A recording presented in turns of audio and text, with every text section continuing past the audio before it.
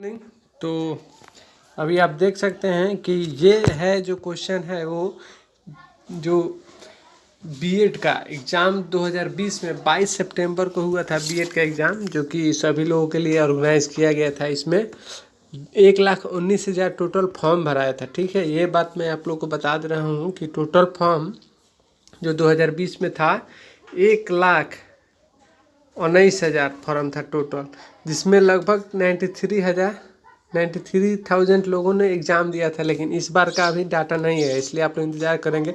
मैं आप सभी लोगों के सामने में पूरे जो 22 सितंबर को हुआ था एग्ज़ाम उसको मैं पूरा डिस्कस करूंगा आप लोगों के सामने। अपना देखिएगा और मूल्यांकन कीजिएगा हम कितना ला सकते हैं, हम गवर्नमेंट कॉलेज ला सकते हैं कि नहीं। क्योंकि गवर्नमेंट कॉलेज लाने से आपको एक फ़ायदा होगा कि आपका बहुत ही कम रुपये में बीएड होता है। जैसे कि आप देख सकते हैं ये मेरा आई कार्ड है, मैंने गवर्नमेंट कॉलेज मुजफ्फरपुर से बीएड कर रहा हूँ, मेरा खुद सिलेक्टेड हूँ। इसलिए आप किसी तरह का सवाल आप मुझसे कर सकते हैं। मेरा 120 में 101 मार्क्स आया था और मतलब मैंने लास्ट चांस में लिया था एडमिशन, जिसे जो थर्ड काउंसलिंग होता है, चूँकि थोड़ा मार्क्स कम चला गया था, थोड़ा गलती हो गया था, आसान क्वेश्चन था इसलिए ज़्यादा गलती होने का चांस बनता है। इसीलिए ये मेरा थर्ड काउंसलिंग में हुआ था। तो चलिए हम आप लोग के साथ में डिस्कस करते हैं सवाल को कि क्या सवाल कह रहा है, और पूरी ईमानदारी के साथ आप लोग दीजिए, अपना मूल्यांकन कीजिए। मेरे पीछे कुछ चीज़ें सब का आवाज़ आ रहा है चूँकि घर पे हैं, अभी कॉलेज का मेरा छुट्टी चल रहा है, तो इसलिए आप लोग के सामने मैं क्वेश्चन को एक एक करके डिस्कशन कर सकता हूँ। आप लोग ध्यान से बनाएंगे क्वेश्चन, आप स्क्रीनशॉट लेके जो समझ नहीं है अपने से मूल्यांकन करेंगे। और उसके लिए चलिए हम देखते हैं।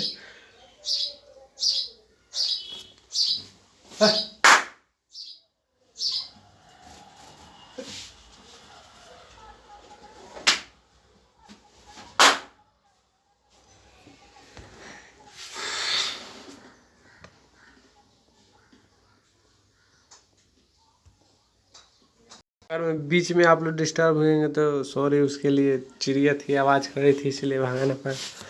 हम घर से थोड़ा बाहर रह के पढ़ते हैं, इधर तो होता है। तो चलिए पहला क्वेश्चन हम डिस्कस करते हैं आप लोग के साथ में कि find the words opposite in meaning given items. तो बोल रहा है कि इसका अपोजिट वर्ड ढूंढना है। तो द टीचर वाज हैप्पी, यहाँ पे घेरा हुआ है हैप्पी, हैप्पी का तो साइड हो जाएगा आंसर, पहला का आंसर साइड हो जाएगा। इतना आसान क्वेश्चन रहता है, बेहद आसान क्वेश्चन रहता है। मैं आप लोग के साथ में डिस्कस करूँगा। काइंड यहाँ पे दे रहा है काइंड का, तो काइंड का आप जानते हैं क्रूएल, निर्दयी होगा आंसर, ये आपका आंसर चला जाएगा। तीसरा नंबर क्वेश्चन में हम आते हैं कि choose the given items correct, choose the alternative below given item, choose the correct in the one reflecting meaning। यानी इसको कर सकते हैं वन वर्ड सब्स्टिट्यूशन, इसको बोला जाता है कि आप इसमें से एक सटीक को चुनें कि क्या होना चाहिए। तो चलिए इस पे बोल रहा है कि animals that can live land और वाटर, लैंड एंड वाटर, तो इसको एम्फीबियस बोला जाता है, हिंदी में उभयचर बोलते हैं। कस्टम हैविंग मेनी वाइफ्स, तो जिसके पास बहुत सारे पत्नी होते हैं, हाँ, उसको पोलीगेमी बोला जाता है। और चलिए आगे के लिए हम क्वेश्चन ले लेते हैं। A things which is इजियली catches fire, तो आप ये जानते हैं जो जिसमें आसानी से आग पकड़ ले उसे इनफ्लेमेबल कहते हैं, ज्वलनशील कहते हैं। चलिए अब छठा नंबर क्वेश्चन को देखते हैं क्या बोल रहा है। I unmarried women and unmarried man, तो उसको बैचलर बोला जाता है, तो आप सभी जानते हैं। Animals that feed on grass, तो हार्बीवोरस बोलते हैं उसे, जो घास खाने वाले जानवर होते हैं उसे हार्बीवोरस बोलते हैं, जानते होंगे।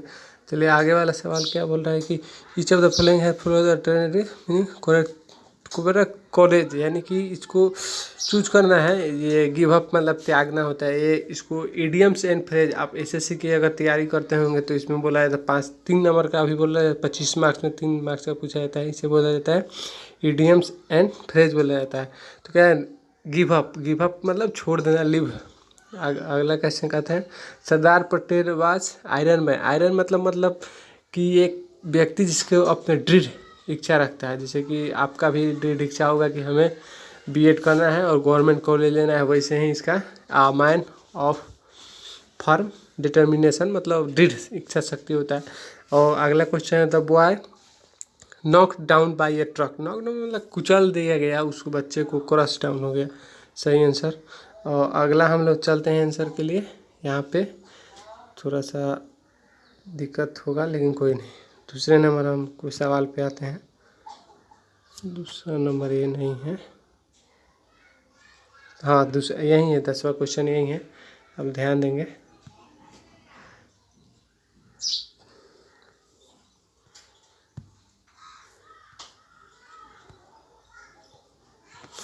To read between the lines मतलब, to read between the lines मतलब होता है कि उसके बीच के जो छिपे हुए अर्थ हैं उसे जानना। To be hidden the irrelevant one should not make irrelevant remarks.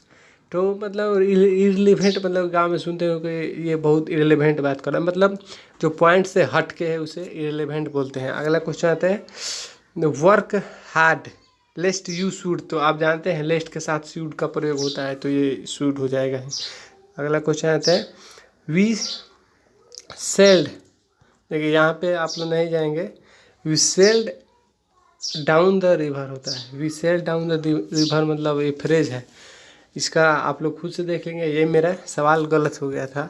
चलिए अगला आते हैं कि the last yielded the temptation. The last yield, आप ये आपने पढ़ा ही होगा, यील्ड के साथ टू आता है, तो यील्ड के साथ टू यहाँ पे चला जाएगा। The at last yielded to the temptation, ये टू आता है। अब आते हैं ये 15 ये थी सिलेबस में आपको बता दे रहा हूँ। सिलेबस एक सेकेंड ध्यान दे देंगे, यहाँ पे लिख दे रहा हूँ मैं। 15 मार्क्स का होता है इंग्लिश मैंने करा दिया। फिर 15 मार्क्स आएगा हिंदी आएगा। अब मैं 15 मार्क्स हिंदी बता दें, उसके बाद से आगे बना। दारा का अर्थ क्या होता है? तो दारा का अर्थ होता है पत्नी होता है। आप लोग इसको देख लेंगे।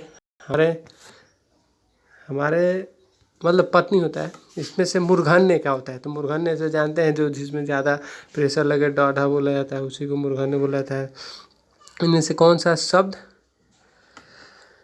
तद्भव है? तो तद्भव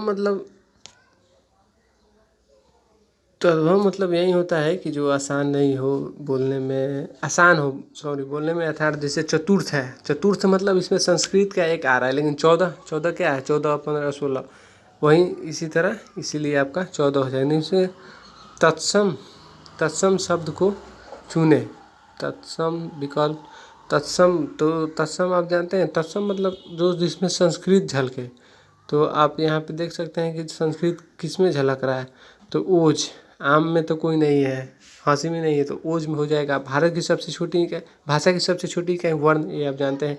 चलिए अब अगले क्वेश्चन पे आते हैं हम लोग। चौपाई में, तो चौपाई आप जानते हैं कि 16 होते हैं। एक चौपाई मतलब जैसे सुने होइएगा ये रामायण जो हनुमान चालीसा बजता है वहीं चौपाई होता है, तो 16 होते हैं। रामचरितमानस के लिए आप तीनों का आंसर करेंगे। दोहा चौपाई शैली आप लोग पढ़ लेंगे, मुझे उतना मैं आपको सिर्फ एक अल्टीमेटम दे दे रहा हूँ कि क्या करना है आप लोगों को, और आप खुद से पढ़ लेंगे सवाल को लिए टाइम के लिए। इसे महाप्राण ध्वनि, तो महाप्राण और अल्पप्राण, जैसे क हो गया तो अल्पप्राण हो गया ख, यानी कि दूसरा और तीसरा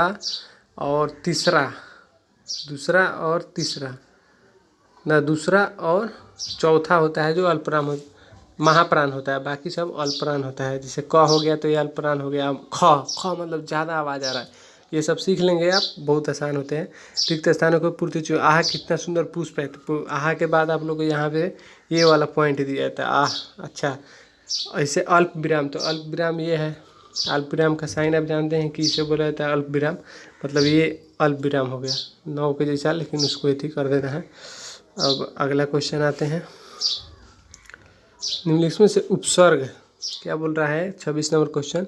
उपसर्ग है, तो उपसर्ग मतलब पराजय, जय के आगे आया है। उप मतलब जान ले पहले, ऊपर यानी ऊपर मतलब पहले, नीचे मतलब पराजय हो जाएगा। अपने हाथ के स्वयं काम करो, वाक्य में शुद्ध है अपना काम स्वयं करो, ये सही है, अपना काम स्वयं करो। बहुवचन चिड़िया का चिड़िया हो जाएगा, चिड़िया, इस पे ध्यान देंगे, अब चिड़िया हो जाएगा। संस्कार शब्द किसका प्रयोग है? सम जोड़ कार संस्कार होता है, आप ये पता ही होगा। तो समजोरकार संस्कार होता है, मैं आपको फिर से बता दे रहा हूँ, समजोरकार संस्कार होता है। चलिए आगे। किसमें आ उपसर्ग है, तो आ उपसर्ग नहीं है, ये नहीं पे आप लोग बहुत ज़्यादा ध्यान दीजिएगा, चूँकि आजन्म एक ही शब्द है, आदरणीय नहीं, यहाँ पे आपका आ उपसर्ग नहीं है, तो ये डी आंसर सही है। क्योंकि आ जन्म एक ही शब्द है, आगमन एक ही शब्द, आकर्षक, आदरणीय में नहीं है, क्योंकि आदर एक वर्ड है, आदर में आप ये नहीं दर नहीं कह सकते हैं। तो चलिए अगला क्वेश्चन हम ले लेते हैं। अब वो क्या हुआ कि 15 जो था वो समाप्त हो गया, 15 हिंदी और 15 इंग्लिश समाप्त हो गए। अब आते हैं हम लोग, ये है आपके लिए तार्किक लॉजिकल एनालिटिक्स रीजनिंग है। इसको हम लोग आपको, ये आप क्वेश्चन ध्यान से देख लेंगे, ये आप सॉल्व कर लेंगे। हम क्या बताएं इसमें, जैसे पी डी जे है, तो पी के बाद बढ़ा है आप में पी क्यू जोड़ लेंगे, पी के बाद क्यू आर एस टी, यानी 4 का बढ़ोतरी होता है, तो 4 कर लेंगे। अब मान 32 नंबर क्वेश्चन है, तो 32 नंबर के लिए यहाँ पे इसको भी मैं बता रहा हूँ कि एल जे के लिए एन वाई कर लेंगे, बढ़ा लेंगे, आसान क्वेश्चन है। आप इतना भी नहीं बना सकते हैं तो फिर कॉलेज का आशा छोड़ दीजिएगा, क्योंकि ये बहुत आसान होता है, यहीं लड़के सही कर लेते हैं और बहुत ज़्यादा, क्योंकि मैंने टिक किया हुआ है। अगर कोई जैसे नहीं हो तो आप कमेंट में हमसे बोलेंगे कि ये क्वेश्चन मैं नहीं कर पाया हूँ, आप मुझे बता दें, तो मैं आसानी से उसका आंसर बता दूंगा। सिर्फ आप क्वेश्चन नंबर को जिक्र कर देंगे। रीजनिंग बहुत आसान होता है, इसमें कोई दिक्कत नहीं है। हो गया। अब अगला क्वेश्चन ले लेते हैं, 35 नंबर, ये भी रीजनिंग है, ठीक है। मैं आपको हिंदी में यहाँ पे दिखा दे रहा हूँ, आप थोड़ा ध्यान से देख लेंगे, रुक रुक करके मैं पूरा आपको क्वेश्चन बता दे रहा हूँ, ठीक है। थोड़ा ध्यान से इसको आप कर लेंगे, मैं बड़ा करके आपको दिखा दे, ये जैसे ऊपर नीचे कर रहा हूँ, इसमें आप अपने क्वेश्चन पढ़ लेंगे। आसान होता है, जो मैंने टिक किया है वो भी आसान ही सही होगा। चलिए अब ये 35 नंबर को था, 36 पे आते हैं। 36 पे चलिए, ये स्टेटमेंट है। मैं तो 150 पे बनाता हूँ, लेकिन आप ऐसा नहीं करेंगे, आप ये कर लेंगे। मैं दोनों पे लगाया हूँ, देख रहे होंगे आप, ये यहाँ भी बनाया हुआ। तो सभी चूहे बिल्ली हैं, सभी चूहे, यहाँ पे निगेटिव नहीं आएगा कोई भी निष्कर्ष में, उसी के अनुसार आप देख लेंगे। मैं आपको बता दे रहा हूँ, ये 2 बहुत अच्छे सवाल थे ये, और देख लेंगे। आपको नहीं बनेगा तो आप हमसे बता देंगे, मैं आपको आंसर बता दूंगा विथ एक्सप्लेनेशन मैं बताऊंगा। क्योंकि कमेंट में पूछने वाले जो भी बच्चे होंगे वो पढ़ने वाले होंगे, कि वो वीडियो पूरा देखें, इसलिए हुआ है। तो चलिए 38 नंबर क्वेश्चन पे आते हैं। 38 नंबर क्वेश्चन बहुत आसान है। किसी नई दिल्ली स्टेशन से 2.5 घंटे पटना के लिए ट्रेन छूती है, तो ये आप बना लेंगे, थोड़ा टाइम लगेगा, क्योंकि हम लोग पास इनफ टाइम था, इसलिए हम लोग टाइम दे करके बना दिए, तो कोई दिक्कत नहीं था। अब यहाँ के लिए, यहाँ भी मेरे पास इनफ टाइम था, तो मैंने सीधा डायग्राम बना लिया कि कितने कहाँ कहाँ कहाँ स्टूडेंट बैठ रहे हैं, उसके अनुसार मैंने कर दिया है। तेरा आंसर सही है, या फिर आप अपने तरफ से देख लेंगे, जो आंसर होगा हमको बता देंगे, मैं कमेंट कर दूंगा कि हाँ आपका सही है या नहीं है, मैं जांच कर लूँगा, मेरे पास है। चलिए आगे क्वेश्चन पे चलते हैं। 39 हो गया, 40 पे आते हैं। 40 नंबर क्वेश्चन, ये 42 आ गया, एक सेकेंड, 40 है यहाँ है। ये भी आप क्वेश्चन थोड़ा पढ़ लेंगे, ये आसान है, बहुत आसान है, कि 40 और 41 का आंसर देना है। दोनों को बच्चे विकास के लिए क्या है, इसको एसर्शन एंड रीजन, मैंने कथन और कारण बोला जाता है। दोनों क्वेश्चन ठीक है, आप बना सकते हैं। मैं आपको फिर से दिखा दे रहा हूँ, जैसे 41 नंबर क्वेश्चन अभी आप देख लें, यहाँ पे मैं आपको बता दे रहा हूँ। 48 नंबर हो गया, 41 हो गया, अब 42 देख लीजिए आप अपनी तरफ से, भले 41 देख लीजिए, और नीचे यहाँ पे 40 है और 41 है, आप देख लेंगे। अब मैं, आप देख लीजिए फिर से, मैं आगे क्वेश्चन पे चलता हूँ, 42 पे आता हूँ। ठीक है, 42 नंबर क्वेश्चन, 42 क्वेश्चन बहुत आसान है, यहाँ पे आप हिंदी में देख सकते हैं, मैं आपको बता दे रहा हूँ कैसे क्या करना है। तो 42 नंबर निम्नलिखित सूचनाओं को 42 से 45 तक का आंसर दे देंगे। तो यहाँ पे बनाना है, एक चार्ट ऐसे बना लेंगे, ABCD लिख देंगे, वैसे ही मिला देंगे, जो होगा उसको अनुसार में बाकी जो सही होता है आंसर वो सही होता है। मेरे पास टाइम एनफ था तो मैंने इस तरह कर, अब आप क्वेश्चन ध्यान से पढ़ लेंगे, मैं वीडियो धीरे धीरे करके बढ़ा दे रहा हूँ। चलिए क्वेश्चन हो गया आंसर, इसमें आप लोग देख लेंगे ध्यान से। अब 46 क्वेश्चन पे आते हैं। 45 यहाँ तक था, 45 उसके बाद से 46 नंबर क्वेश्चन है। बेरी बेरी एक विषाणु जनित है, जानते हैं बेरी बेरी विटामिन B1 की कमी से होता है, विटामिन की कमी से। तो दोनों क्या बोल रहा है कि विटामिन की कमी से बेरी बेरी थायमिन B1 होता है। बेरी बेरी एक विषाणु जनित रोग है, तो बेरी बेरी तो विटामिन की कमी से होने वाला रोग है, तो आप कैसे कह सकते हैं वायरस रिलेटेड रोग नहीं है। तो यहाँ पे ये गलती हो जाएगा ए और बी सही हो जाएगा, क्योंकि विटामिन है ना, बेरी बेरी B1 होता है इसका फार्मूला। तो बेरी बेरी आगे 47 नंबर क्वेश्चन के, नर्मदा नदी पश्चिम की ओर बहने वाली नदी है, सही है। आप जानते हैं नर्मदा अरब सागर में गिरती है उधर, तो और नर्मदा नदी बंगाल की खाड़ी में गिरती है। नहीं नहीं, ये बंगाल की खाड़ी में नहीं देती है, ये जाके गिरती है अरब सागर में, वो थी गुजरात से सटते हुए राजस्थान से। चलिए आगे आते हैं। ये जी क्वेश्चन है 48 नंबर, ये भी रीजनिंग ही है। आप देख सकते हैं एक वृत्त में बैठा लेंगे। ये क्वेश्चन मुझसे गड़बड़ हो गया था, इसलिए आप क्वेश्चन को ध्यान से देंगे। मैं आपको रोक दे रहा हूँ, मेरा इसी में 1 मार्क्स गलती हो गया था। ये जो ये और 48 और 51 नंबर क्वेश्चन गलती हो गया, तो इस क्वेश्चन को देख लेंगे आप। बेहद आसान क्वेश्चन है, सभी आप बना सकते हैं, इसमें कोई दिक्कत नहीं है। चलिए अब आगे वाले क्वेश्चन पे आते हैं। अब शुरू हो जाएगा ये 52 नंबर क्वेश्चन है। ये भी स्कूल में यूनिफॉर्म गरीब माता पिता के लिए बोझ है। ये अच्छा क्वेश्चन है, इसको आप ध्यान देंगे बनाएंगे तो देख लीजिएगा। स्कूल कार्यवाही है कि बस सभी बच्चों के लिए माता पिता पर क्या है, स्कूल यूनिफॉर्म बोझ है, ऐसा कोई बात नहीं है। इस यूनिफॉर्म इसलिए बनाया जाता है कि सारे बच्चे एक जैसे दिखे एक ड्रेस में, तो कोई किसी को कंपैरिजन नहीं करेगा कि नहीं तुम बहुत ज़्यादा धनी बनी हो। ये इसलिए होता है, आप अपने तरफ से देख लेंगे। और 52 और 53 क्वेश्चन मैं रोक के आपको दे दिया। चलिए आगे बढ़ते हैं। यहाँ भी वही क्वेश्चन है, बीमार लोगों को दवा की ज़रूरत होती है। तो मतलब ये तो सही है, बीमार लोगों को दवा की ज़रूरत, स्वस्थ लोगों को ज़रूरत नहीं पड़ती है दवा की। ऐसा आप नहीं कह सकते हैं कि जो स्वस्थ होते हैं वो कभी दवाई लेंगे ही नहीं, ऐसा नहीं कह सकते। तो इसी के अनुसार आप देख लेंगे। 54 और 55 नंबर क्वेश्चन मैं रोक दिया हूँ, आपको अपने हिसाब से देख लेंगे। चलिए आगे बढ़ते हैं। 56 नंबर, अब ये क्वेश्चन तो मतलब बहुत आसान है, आप पूरा 40 में 40 करना है। क्योंकि देखिए बंगाल विभाजन कब हुआ था, 1905 में। सीधा पर चंपारण महात्मा गांधी। राष्ट्रीय कांग्रेस की 1850। बिरसा मुंडा संबंधित राज्य कौन सा है, झारखंड जानते हैं। उस समय बिहार और झारखंड एक था, लेकिन झारखंड मानेंगे। गीतांजलि के रचनाकार कौन है, गीतांजलि जानते हैं, रविन्द्रनाथ टैगोर। इन्हीं के लिए तो इनको मिला था ये नोबेल प्राइज। बिहार के मुख्यमंत्री कौन है, उस समय नीतीश कुमार थे, अभी भी नीतीश कुमार हैं, इसलिए आप नीतीश कुमार ही मार करेंगे। अगले सवाल पे आते हैं हम लोग कि हुमायूं का मकबरा कहाँ स्थित है। हुमायूं का मकबरा नई दिल्ली में है, देख लेंगे आप लोग कहाँ है, कंफर्म कर लेंगे। हमको उतना नहीं पता, लेकिन दिल्ली में ही है। दीन इलाही का धर्म का अकबर ने 1500 शायद 72 या 88 में चलाया था, ऐसे ही 72 या 78 में।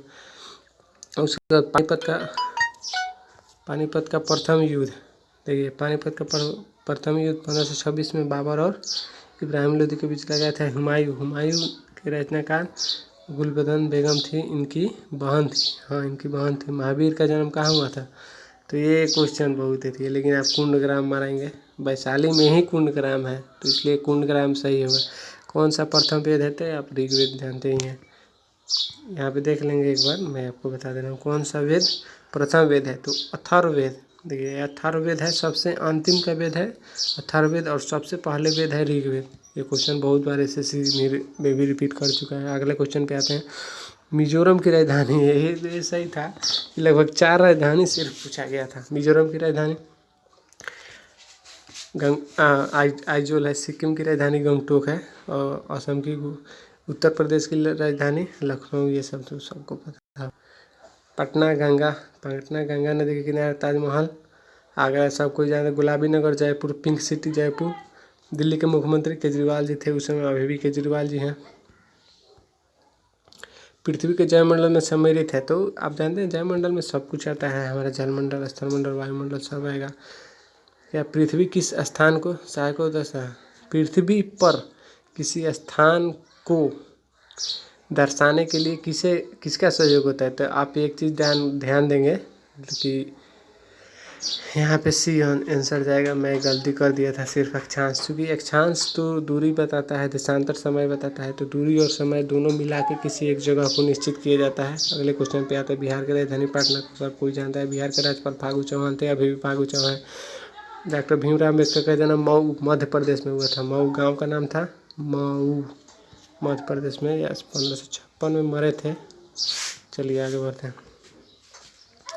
कोसी नदी बिहार में बहती है। विषय नेपाल की राजधानी काठमांडू। बहुत सारा क्वेश्चन ऐसे ही पूछे गए थे। कंप्यूटर के जनक चार्ल्स बैबेज, कोई जानता है। भारत रुपया तो बांग्लादेश में टका चलता है, ये सब जानते हैं। मायोपिया आँख से संबंधित मेनिंजाइटिस, मस्तिष्क में एक झिल्ली बन जाती है, उसी कारण तबीयत खराब होता है। कौन सा पृथ्वी का भाग है। तो पृथ्वी पे तो सभी होते हैं, जलमंडल, वायुमंडल, स्थिरमंडल। अगले को सवाल पे आते हैं। जीएस है, बहुत आसान जीएस पूछा गया था। आप 40 में 40 कर सकते हैं। इस बार भी ललित नारायण मिथिला यूनिवर्सिटी ही ले रहा है आपका एग्जाम। मैं आपको बता दे रहा हूँ। LNMU इस बार भी एग्जाम ले रहा है। बहुत आसान सवाल आने वाले हैं, आप बिल्कुल चिंता न करें। आपको गवर्नमेंट कॉलेज मिलेगा, थोड़ा सा मेहनत कर देना है। चलिए आगे बढ़ते हैं। पृथ्वी का सबसे बड़ा महासागर है प्रशांत महासागर, आप तो जानते ही हैं। ओजोन परत के क्षरण के मुख्यतः जिम्मेदार है तो CFCs, क्लोरोफ्लोरोकार्बन। जकार्ता की राजधानी इंडोनेशिया है, सब कुछ जानता है। आगे आते हैं। भारत के पश्चिम में तो जानते ही हैं, अरब सागर है। भारत का वर्तमान रक्षा मंत्री राजनाथ सिंह, अभी भी राजनाथ सिंह। RTI एक्ट के तहत 2009 किस वर्ष लागू होगा। तो RTI यानी राइट टू इंफॉर्मेशन एक्ट 2019 था, लेकिन लागू हुआ 2010 में। अगला क्वेश्चन 91 नंबर पे आते हैं कि पंडित दीनदयाल उपाध्याय किस राजनीतिक से तो आप जानते हैं कि पंडित दीनदयाल थे वो उस समय जनसंघ बोला जाता था, जिसके संस्थापक थे श्यामा प्रसाद मुखर्जी। जनसंघ उस समय नाम से बोला जाता था। यही जनसंघ अभी जा कर के क्या बन गया, इसी को आज BJP हम लोग बोलते हैं। जनसंघ का नाम बदल दिया गया। श्यामा प्रसाद मुखर्जी इसके संस्थापक थे। ये अग्नि की उड़ान APJ अब्दुल कलाम। भारतीय संविधान में कौन सा अनुच्छेद राज्य को राष्ट्रपति शासन, ये तो आप जानते ही होंगे। 356, 352, 356 और 360 तीनों याद कर लेंगे। भारत के राष्ट्रपति कौन है। कोविंद जी थे, बिहार के राज्यपाल भी थे, अभी यही हैं। उपकरण, कौन सा उपकरण भूकंप मापता है। तो भूकंप मापने के लिए सिस्मोग्राफ होता है, सही आंसर है। अगला क्वेश्चन पे आते हैं।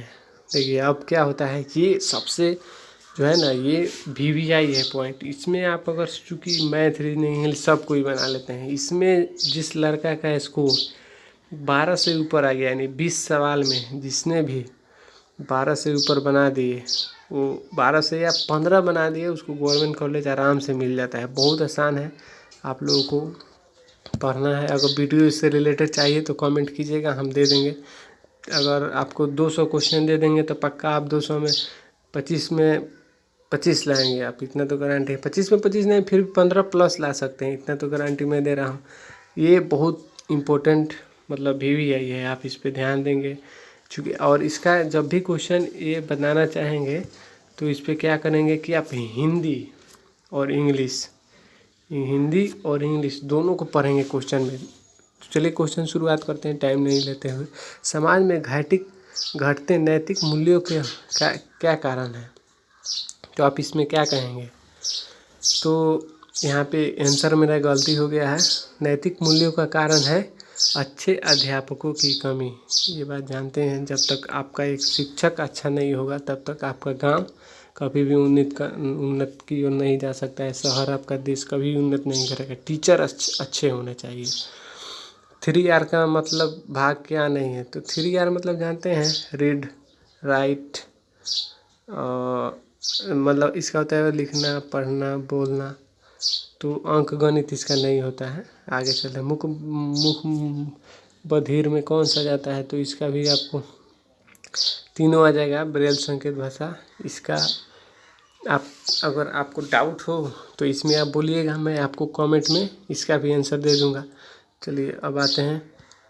जो विद्यार्थी मुख बधिर रहते हैं या कुछ योग्यताओं में कमतर होते हैं, उनके लिए कौन सा नया शब्द दिया गया है। तो ये आप जानते होंगे कि मोदी जी तो बहुत ज़्यादा फेंकते हैं। तो मोदी जी ने दिव्यांग शब्द ला दिया है, लेकिन उनके लिए कुछ काम नहीं किया है। सिर्फ शब्द दे देने से क्या होता है? तो वही मोदी जी कर रहे हैं, शब्द दे रहे हैं, कभी नाम चेंज कर देते हैं, कभी कुछ कर देते हैं। कोरोना में आप देख रहे हैं किस तरह हालत हुआ है, हम लोग का कॉलेज बंद हो गया। अब मात्र 20 लड़के जुड़ते हैं, ऑनलाइन क्लास होता है उस समय। क्या होता है इससे? चलिए आगे पे, हम राजनीतिक बात पे नहीं जाएंगे, अगले सवाल पे आते हैं। एक कक्षा में अच्छे अध्यापक द्वारा क्या पालन करना चाहिए? तो ये तीनों करना चाहिए। तेज सीखने वालों को पढ़ाना, मध्यम गति से सीखने वालों को पढ़ाना, धीमी गति से पढ़ने वालों को पढ़ाना। इन सबको पढ़ाएंगे, ऐसे मतलब जो तेज पढ़ रहा है उसको नहीं पढ़ाएंगे। फिर ये चिड़िया बोल रही है, देखिए कोई बात नहीं, चलिए आपको डिस्टर्ब नहीं होना है, हमेशा अपना फोकस फिक्स रखें। तो माध्यमिक आप जानते हैं, माध्यमिक ये सवाल आ गया मेरा, सॉरी। चलिए, किस कक्षा स्तर के लिए प्राथमिक विद्यालय सब? प्राथमिक विद्यालय मतलब क्या जानते हैं? प्राथमिक मतलब होता है 1 से 5, ठीक। मिडिल मतलब 5 से 8, 6 से 8, 6 से 8। और हाई मतलब 9 से 10। उसके बाद हायर होता है, उसके बाद उच्चतर होता है, सीनियर सेकेंडरी होता है। विद्यार्थियों के लिए, देखिए अगला क्वेश्चन पे, विद्यार्थियों के लिए कोई संप्रत्यय पढ़ाने का सबसे अच्छा तरीका है? तो आप जानते हैं किसी भी चीज़ को कोई अगर हम अज्ञात हैं तो अज्ञानता से लेकर के ज्ञानता तक जाया जाता है, तो यह पढ़ाई अच्छा होता है। तो अज्ञात से ज्ञान हो जाए। बाद में माध्यमिक शिक्षा अवधि क्या है? तो माध्यमिक शिक्षा मतलब सेकेंडरी एजुकेशन 2 वर्ष का ही होता है, जिसे आमतौर पे आप 10+2 कहते हैं, 2 वर्ष लगता है। अगला क्वेश्चन आते हैं, विद्यालय में विद्यार्थी अनुशासनहीनता का सर्वाधिक प्रबल कारण है? विद्यार्थी, चूँकि किसी भी आप टीचर में जाएंगे तो आपने देखा होगा बचपन में आप पढ़ रहे होंगे, तो बच्चे क्यों नहीं पढ़ रहे हैं? लेकिन क्योंकि टीचर उनको काम नहीं दिए हुए रहते हैं। कोई सवाल में वो दे देंगे तो बच्चे बनाते रहेंगे। तो इसका आंसर ये हो जाएगा, विद्यार्थियों की क्रिया में संलग्न न कर पाना। टीचर नहीं सवाल देगा तो बच्चा घूमेगा ही, पढ़ेगा नहीं। अगले क्वेश्चन पे आते हैं, एक शिक्षक के लिए सर्वाधिक महत्वपूर्ण क्या है? तो क्या होना चाहिए? अब बताइए, आप टीचर हैं तो आपको क्या होना चाहिए कि हम जिस भी सब्जेक्ट में हैं उसको एकदम फुल फील्ड नॉलेज होना चाहिए। हमको एकदम एग्जैक्ट नॉलेज होना चाहिए, क्या बच्चों को पढ़ाना है हमको, क्या नहीं पढ़ाना है। इस तरह से बी आंसर हो जाएगा।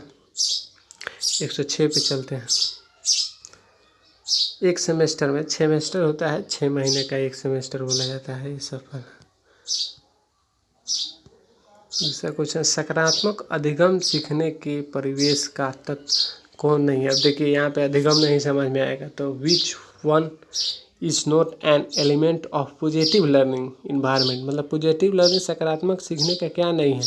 तो बलपूर्वक आप किसी को नहीं ना सिखा सकते हैं, उसको समझा सकते हैं, उसको काम दे सकते हैं, ड्राइंग करा सकते हैं, उसको इंटरेस्ट जगा सकते हैं। तो ये आंसर हो जाएगा। एनसीसी क्या है? एनसीसी सेवा है, सर्विस एक तरह से होता है। ये बिल्कुल पाठ्यक्रम के करिकुलम के अंतर्गत आता है, लेकिन ये शिक्षा नहीं है, लोगों को ट्रेंड किया जाता है इसमें। साहित्यिक क्रिया नहीं है, तो क्विज साहित्यिक क्रिया थोड़े है। क्विज मतलब आप सवाल जवाब कर रहे हैं। यदि शिक्षा में शुरू करें तो उन्हें क्या करेंगे? क्रियाओं में संलग्न कर देंगे। जो बच्चा नहीं पढ़ता है उसको क्या कहते हैं? क्रियाओं में संलग्न कर दिया जाता है। अगला क्वेश्चन क्या है? यहाँ पे थोड़ा ध्यान से दे देंगे हमको, रुकिए, नहीं हो रहा है फ़ोन से। यहाँ पे मैं आप लोगों को बता दे रहा हूँ थोड़ा उल्टा करके, सॉरी माफ़ कीजिएगा। उच्चतर माध्यमिक विद्यालय की शिक्षा की अवधि क्या होती है? उच्चतर माध्यमिक यही बोला जाता है जब ग्रेजुएशन किया जाता है, तो यह होता है 3 वर्ष का होता है। सही है आंसर। उसके बाद, एक विद्यालय में कौन वांछित नहीं है? तो दैहिक दंड आप वांछित नहीं है, तो ये इसको वांछित नहीं है, इसका हमको भी डाउट है, लेकिन आप दैहिक दंड होगा। चूँकि नियमित उपस्थिति तो अच्छा होता है, अच्छा व्यवहार भी करना है, पुरस्कार भी देना चाहिए। अगला क्वेश्चन है, एक विद्यालय में बढ़ती अनुशासनहीनता के लिए उत्तरदायी है, तो शिक्षकों द्वारा नेतृत्व प्रदान करना। अगर शिक्षक नेतृत्व नहीं करेंगे तो बच्चा क्या करेंगे, अनुशासनहीनता ही करेंगे। विद्यालय में विद्यार्थियों को अधिगम सीखने की कौन सा सर्वाधिक प्रभावी है, तो निर्देशित क्रिया, यानी कि इसका इंग्लिश होता है गाइडेड एक्टिविटी। देखिए इंग्लिश इसका क्या है, गाइडेड एक्टिविटीज यहाँ पे लिखा हुआ है। तो होता है कि बच्चे को निर्देश दे करके पढ़ाएं, वो पढ़ेगा। 115 नंबर क्वेश्चन क्या होता है, निम्न से कौन सा विद्यालय के पाठ्य सहगामी है। पाठ्य सहगामी है तो कक्षा का व्याख्यान करने सहगामी है। अगले क्वेश्चन पे आ जाते हैं। यहाँ पे भी वही क्वेश्चन है, आप लोग थोड़ा कष्ट करेंगे इसके लिए, सॉरी फ़ोटो अच्छा से नहीं ले पाया मैं। तो यहाँ पे देख सकते हैं, मैं आपको बता दे रहा हूँ कि विद्यालय हेतु कार्यक्रम हेतु सबसे बढ़िया है अच्छे अध्यापकों की कमी हो जाएगा। यहाँ पे आंसर में आप क्वेश्चन पढ़ लेंगे, अच्छे अध्यापकों की कमी हो जाएगा। और अगले क्वेश्चन पे आते हैं। दूसरा नंबर क्वेश्चन क्या कह रहा है कि अधिगम सीखने हेतु विद्यार्थी का सबसे बड़ा गुण क्या है। सिखाने हेतु जिज्ञासा, मतलब बच्चा कोई, अगर आप सीखना नहीं चाहते हैं तो कोई नहीं सिखा सकता है, तो अपने अंदर एक जिज्ञासा लाइए, जिज्ञासा कीजिएगा कि हमको गवर्नमेंट कॉलेज लेना है तो ले लीजिएगा। अगला क्वेश्चन क्या है,